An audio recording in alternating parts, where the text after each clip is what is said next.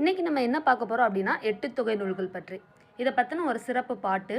நற்றிணை, நல்ல குறுந்தொகை, ஐங்குறு நூறு, ஒத்த பதிற்றுப்பத்து, ஓங்கு பரிபாடல், கற்றறிந்தார் ஏத்தும் கலியோடு, அகம் புறம் என்று இத்திரத்த எட்டுத்தொகை.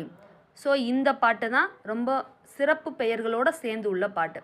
ஸோ இதில் பார்த்தீங்க அப்படின்னா குறுந்தொகைக்கான சிறப்பு என்னென்னா நல்ல குறுந்தொகை, பதிற்றுப்பத்து அப்படின்னா ஒத்த பதிற்றுப்பத்து, பரிபாடல் ஓங்கு பரிபாடல். இந்த களி அப்படின்னா என்னென்னு பார்த்தீங்கன்னா களித்தொகை தான் நம்ம களின்னு சொல்கிறோம். ஸோ இதை என்னன்னு சொல்லுவாங்கன்னா கற்றறிந்தார் ஏத்தும் களி அப்படின்னு சொல்லுவாங்க. இதை பற்றின எக்ஸ்ட்ரா இன்ஃபர்மேஷன் என்னன்னு பார்த்தீங்கன்னா இதை நம்ம மூன்றாக பிரிக்கலாம். என்னென்னா அகம் சார்ந்த நூல்கள், புறம் சார்ந்த நூல்கள் அப்படின்னு சொல்லி பிரிப்போம். அகம் சார்ந்த நூல்களில் என்னென்ன வரும் அப்படின்னா நற்றிணை, குறுந்தொகை, ஐங்குறு நூறு, களித்தொகை, அகநானூறு. இந்த 5மே அகம் சார்ந்த நூல்கள். புறம் சார்ந்த நூல்கள் அப்படின்னா புறநானூறு, பதிற்றுப்பத்து, இது 2 மட்டும்தான்.